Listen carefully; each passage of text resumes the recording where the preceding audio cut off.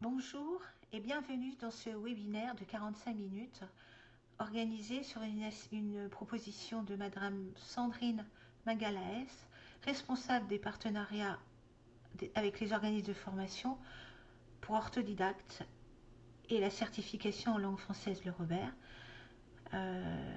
Donc nous avons un partenariat depuis déjà plusieurs années.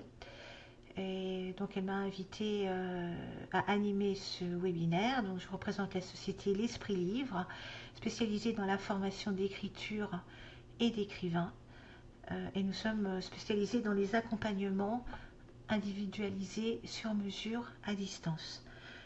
Sublimez vos pensées avec des textes parfaits. Cette formulation pourrait être considérée comme l'objectif de ce partenariat entre nous qui nous a conduit à mettre à proposer deux formations complètement inédites et qui permettent à la fois de se remettre à niveau en orthographe, de développer ses compétences et d'acquérir un tel niveau que vous pourriez exercer comme lecteur, correcteur professionnel. Et l'Esprit Livre accompagne les stagiaires dans la poursuite de leur formation sur le site Orthodidacte, un site de learning. Ils ont la possibilité donc d'être accompagnés par un correcteur ou une correctrice d'édition et un écrivain qui les entraîne à écrire dans des contextes variés. Donc il y a l'apprentissage, l'entraînement et plus encore, à travers l'écriture des propres textes, les stagiaires donc ils peuvent acquérir des techniques de réécriture qui conduisent à atteindre ce résultat, sublimer vos pensées avec des écrits parfaits. Ne pensez pas que cet objectif soit inatteignable. Au contraire, c'est tout à fait accessible par le biais de la formation. Et à travers ce webinaire, vous allez avoir des explications concrètes pour vous montrer comment faire et plus encore, restez jusqu'au bout du webinaire car nous allons vous offrir un livre blanc qui vise l'écriture. Écrivez votre autobiographie avec panache, voici le titre.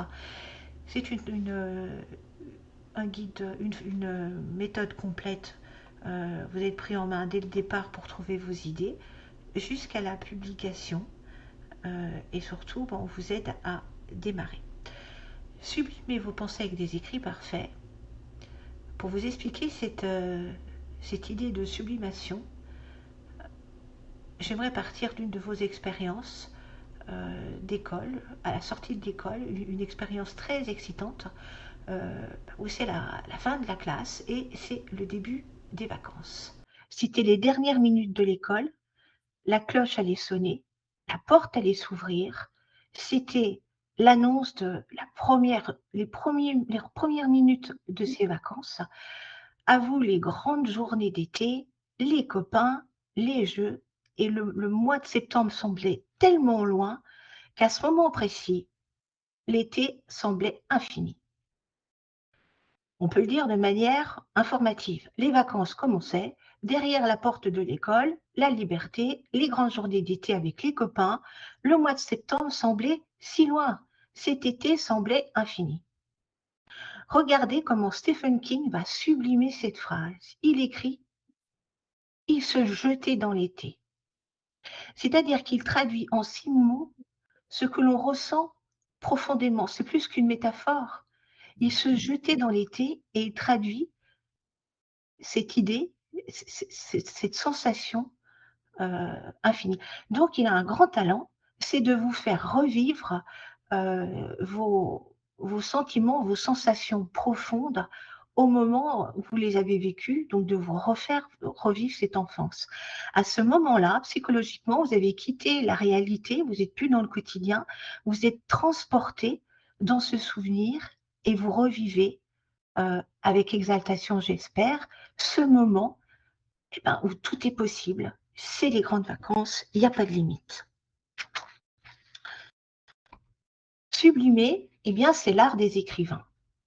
On a tout un art d'écrire et cette citation résume assez bien cette discipline qui n'est pas forcément bien connue. Bien écrire, c'est tout à la fois bien penser, bien sentir et bien rendre.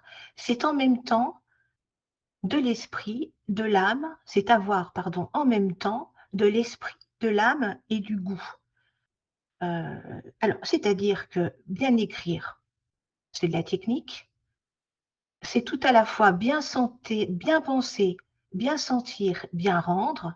Là, on parle de faculté intellectuelle, de personnalité, de sensibilité.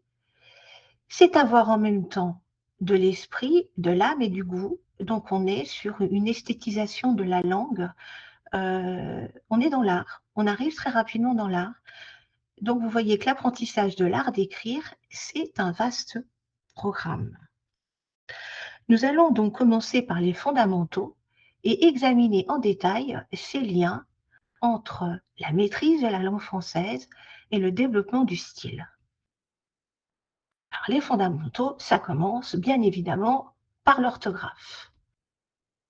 Ça pique les yeux, ça va. Vous croyez, oh, ça heurte l'oreille. Comme même, c'est lourd. Excusez-moi, oui, oui, oui. Si j'avais su, eh ben, je serais pas venue, évidemment. L'orthographe, le manque d'orthographe, ça passe assez mal. Et les impacts sont nombreux, que ce soit dans la sphère personnelle ou professionnelle. Une faute, on est mal jugé. Et tellement mal jugé, j'en prends ce mot à Oscar Wilde, qui était c'est vraiment connu pour ses traits d'esprit cinglants. Il détestait les fautes d'orthographe et il disait à ceux qui commettaient cette faute, on parle bien de faute, quand quelqu'un lui disait « je vous écrirai demain sans faute », il répondait « je vous en prie, faites comme d'habitude ». Autre exemple de manque de maîtrise de la langue française, le sens. On voit qu'il y a des maladresses dans l'expression. La maison Flammarion nous informe que l'amant de Lady Chatterley est épuisé. Ah, pauvre amant. Évidemment, il s'agit du livre. Dommage. Une fois que la personne est mise commence à rire, c'est terminé. Vous perdez son attention, vous perdez aussi sa considération. Donc, on voit bien qu'il y a un lien direct entre la maîtrise de la langue et le style. Pas de maîtrise, pas de style. Autre exemple. Ma femme est malade. Elle est clouée au lit. Docteur, j'aimerais que vous la vissiez. Heureusement que pauvre docteur n'est pas muni d'une caisse à outils. Là aussi, ça prête à rire. Et on voit que c'est quand même très, très, très problématique. On a un problème en France, c'est que beaucoup s'imaginent que le style est naturel, on a le don de l'écriture ou pas, et que ce n'est pas la peine d'apprendre. Alors, cette citation est de Borges, c'est pas n'importe qui, c'est l'un des personnes qui est considéré comme l'un des plus grands romanciers du XXe siècle. Et il écrit la chose suivante: l'originalité n'est pas dans l'ignorance des règles, mais dans la manière de les sublimer. Donc, on y revient. Et au niveau de l'orthographe, les Français ont plutôt tendance à se surestimer. Selon une enquête de l'IFOP en 2023, 85% des Français estimaient avoir un très bon niveau, et à l'issue d'un quiz de 20 questions, eh bien, ils étaient que 58% à avoir effectivement réussi le test. Donc, vous voyez que ce n'est pas un petit détail du tout, et que c'est important pour tout le monde, hein, que ce soit au quotidien, avec ses amis, dans la vie professionnelle, pour construire des projets, pour s'affirmer dans son métier. Si on n'a pas cette orthographe, on n'aura pas de considération. Autre exemple. Alors, dans la maîtrise de la langue, on voit aussi la structure qui est très importante d'une phrase. J'aime bien les exemples parce que c'est beaucoup plus parlant.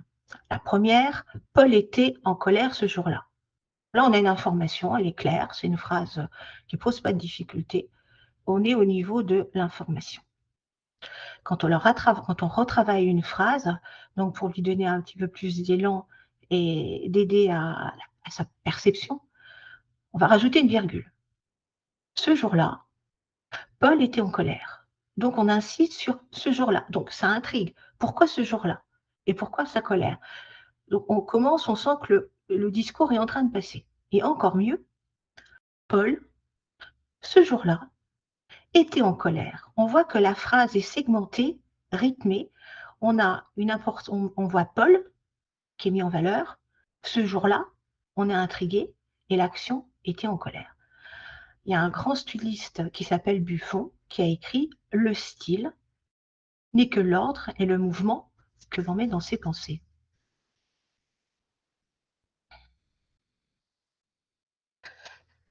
Ces fondamentaux euh, sont très, très importants.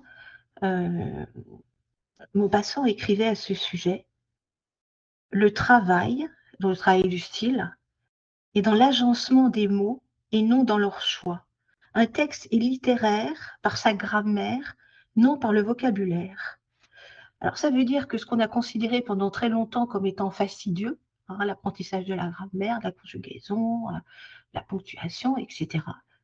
En fait, c'est ce qui sert précisément à impulser sa personnalité dans le texte, à donner une tournure littéraire au texte. Et vous voyez que c'est un élément essentiel du style. Nous allons voir un petit peu plus loin comment on passe d'un texte informatif à sublimer ses pensées en produisant des textes parfaits. Il y a un autre exemple qui est tiré d'Alexandre Jardin, et on fait encore, ça fait partie encore des fondamentaux, excusez-moi, j'ai peut-être voulu être un peu plus vite, c'est de faire correspondre le fond et la forme. Alors, Alexandre Jardin, c'est un écrivain très connu, qui a beaucoup écrit sur sa famille, et à un moment, il a fait le constat qu'il était parti trop loin dans la fiction, et qu'il s'était perdu, qu'il s'était lui-même fictionné, et il était en quête de son authenticité. Et il a écrit cette autobiographie qui s'appelle Le roman vrai d'Alexandre, où il est très sévère avec lui-même et il se condamne. Et il y a des moments dans l'extrait choisi où il y a un examen de conscience. Et il écrit la chose suivante. Est-ce mal de mentir? Calamiteux. Et je sais de quoi je parle. D'où l'importance de passer à une autre littérature, au service du vrai bafoué.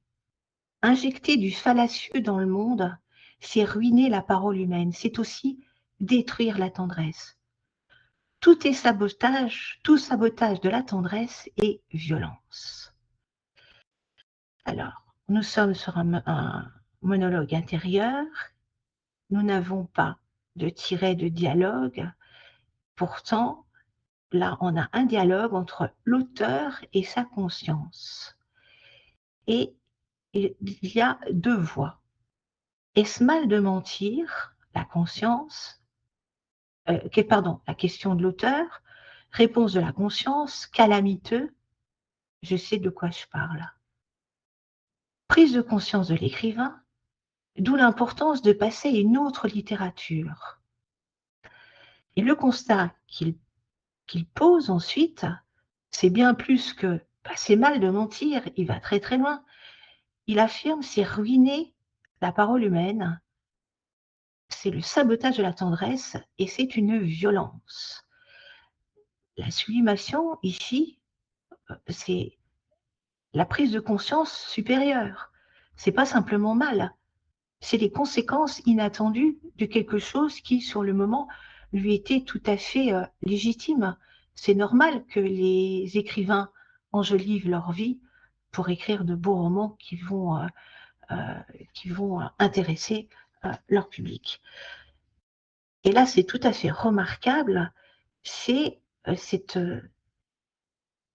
la manière de formuler. On voit vraiment que le fond est sublimé, agrandi, et nous donne accès aussi à cette réflexion d'Alexandre Jardin.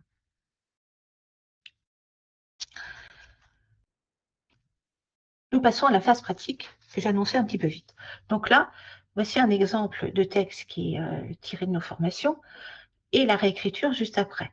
Donc pour vous faciliter, pour faciliter mon explication et être le plus clair possible, je vais passer d'étape par étape. Donc je vais prendre phrase par phrase quasiment, enfin il y a 3 parties dans cet extrait et je vais vous montrer la réécriture pour vous montrer comment faire.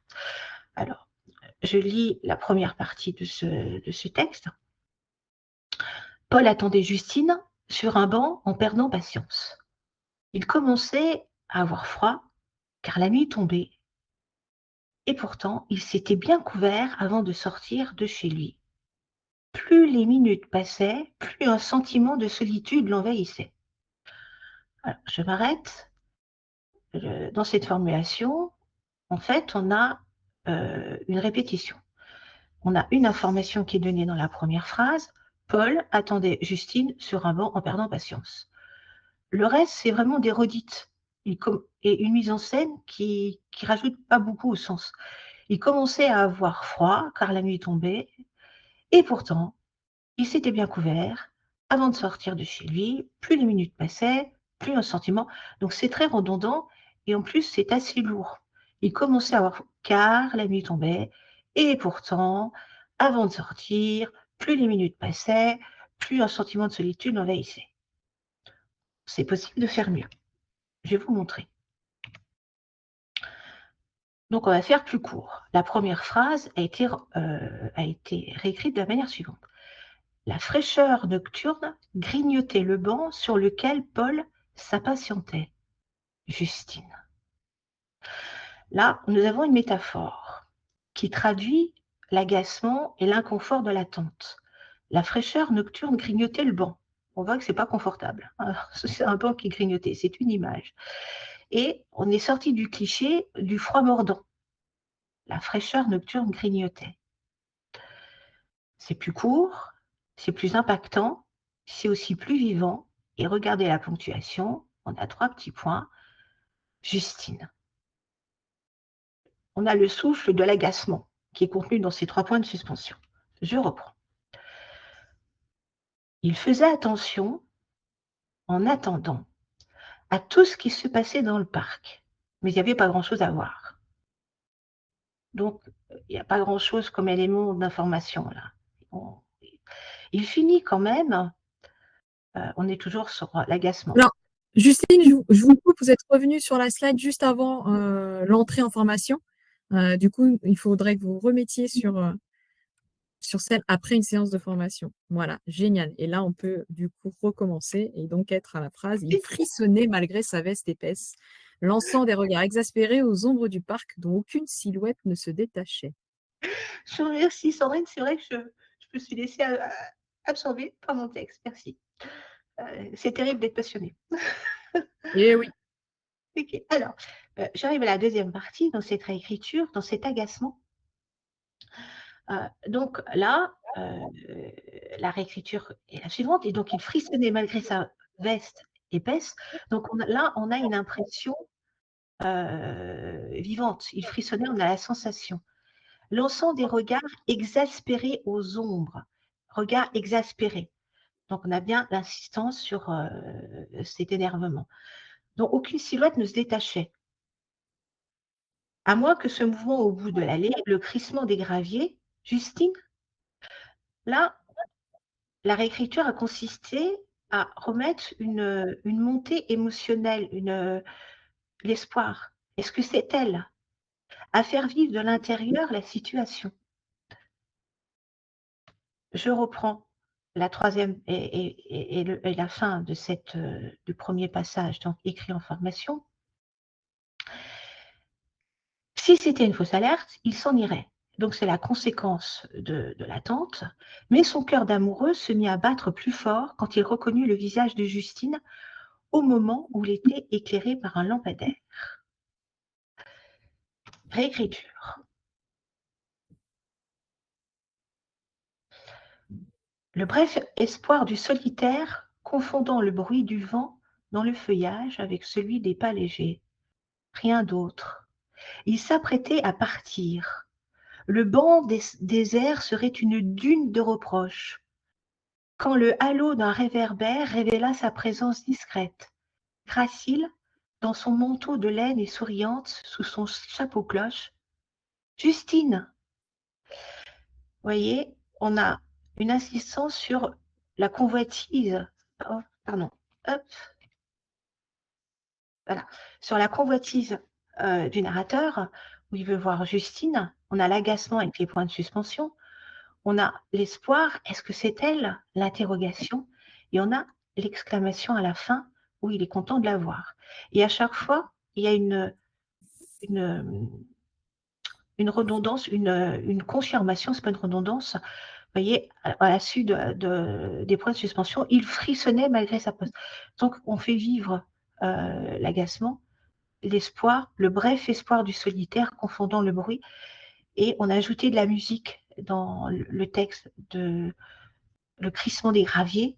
On a le son qui limite. On a aussi le bruit du vent dans le feuillage avec celui des pas légers pour renforcer la sensation de lecture, rien d'autre.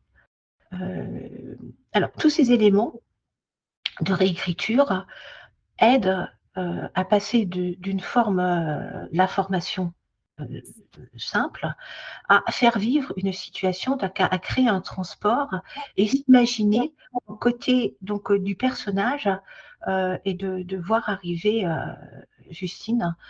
Donc, c'est aussi une manière de sublimer ses pensées et en maîtrisant la langue. Nous allons voir maintenant les techniques qui ont été utilisées, parce que ça s'apprend. Alors, nous avons utilisé des techniques de Flaubert, des techniques de Maupassant. Flaubert est reconnu pour étant l'un des plus grands stylistes français. Et vous avez vu qu'on a réduit la première phrase qui était trop lourde, donc avec une économie de moyens. L'objectif, c'est d'avoir un maximum de sens avec un minimum de mots. On a travaillé sur la variété et les tournures de phrases, on a évité toutes les répétitions.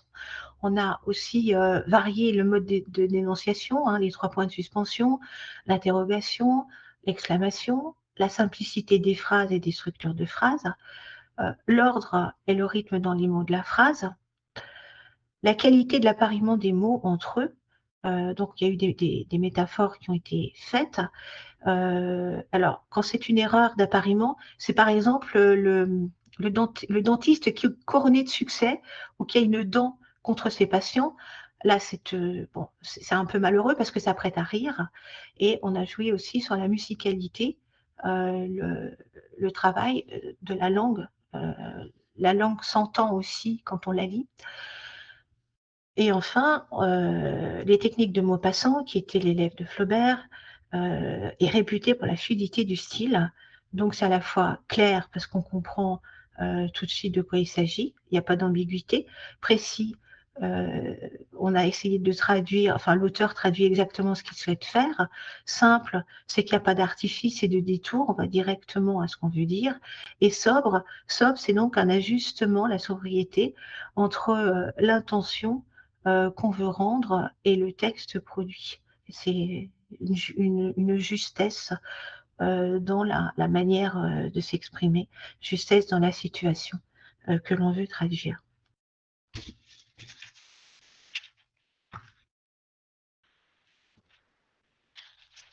Donc, je vous ai dit en introduction que c'était possible et que c'était accessible pour tout le monde, et bien de sublimer ses pensées en produisant des écrits parfaits, notamment, surtout en passant par la formation, et qui est l'objet de la collaboration entre orthodidactes, la certification Le Robert et l'Esprit Livre.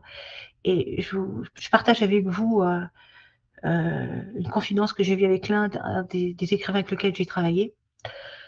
Un jour, il m'a dit, la meilleure manière de corriger ses textes, c'est d'éviter de faire des fautes. Évidemment, parce que quand on maîtrise, eh bien, on gagne énormément de temps de relecture, parce que parfois on passe souvent plus de temps de relecture que d'écrire. Donc, quand on est dans le même mouvement, eh bien, c'est beaucoup plus efficace. On gagne aussi de l'argent. On n'a pas besoin d'acheter des logiciels ou de payer un prestataire de service pour faire corriger ses textes, surtout quand ils sont longs. Et surtout, on gagne en confiance et en maîtrise, parce que là, quand vous maîtrisez très bien la langue, bah, vous maîtrisez davantage le style et vous avez plus de moyens de vous exprimer. Je vais vous dire quelques mots sur les formations d'Esprit Livre. Donc, notre spécificité, c'est de proposer des formations individualisées à distance avec des professionnels, correcteurs d'édition et écrivains. Ce sont des formations sur mesure. Vous apprenez en écrivant vos textes. Vous allez à l'essentiel sans perdre de temps. Vous vous entraînez, vous consolidez vos acquis. Vous vous mesurez à des professionnels. Vous profitez de leur expérience et de leurs astuces de métier pour trouver des solutions adaptées aux difficultés que vous pouvez rencontrer. Et très important, vous obtenez des résultats mesurables. La certification Le Robert et des textes aboutis.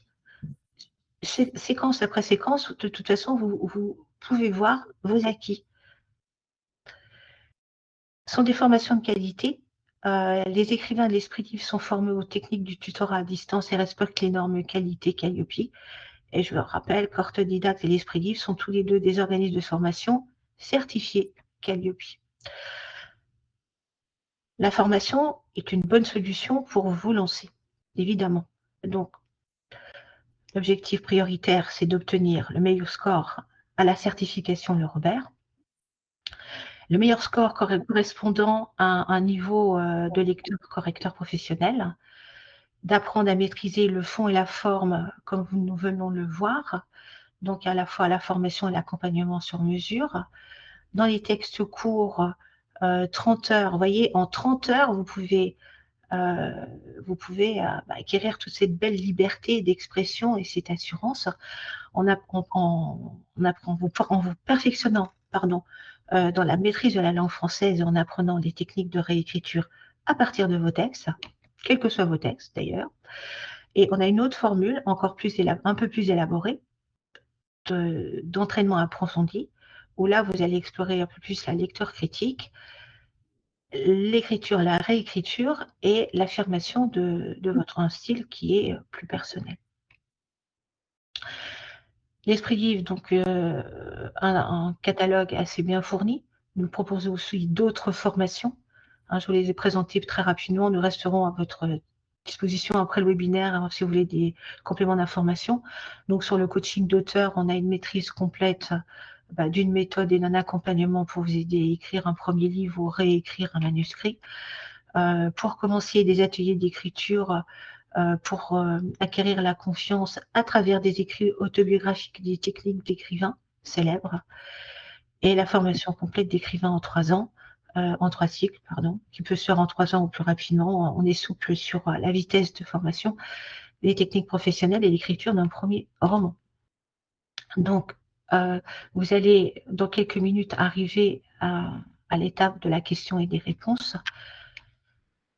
Vous allez avoir un cadeau qui est prévu, excusez-moi, j'ai des interventions, voilà, qui va être envoyé. Alors, ce cadeau, je vais vous en dire quand même quelques mots. Donc, c'est une méthode complète pour vous apprendre à écrire votre autobiographie avec panache. Pourquoi l'autobiographie? Eh bien, c'est là où vous allez commencer et vous lancer à sublimer vos pensées. Et vous avez des conseils, même pour démarrer, jusqu'à des conseils pour vous publier. Donc, c'est un ouvrage qui est complet, c'est une méthode. Si vous voulez être accompagné, bien évidemment, nous serons là. L'intérêt de passer par l'autobiographie, c'est d'arriver à construire ce style dans la maîtrise de la langue française. Une citation d'Italo Calvino, rapidement.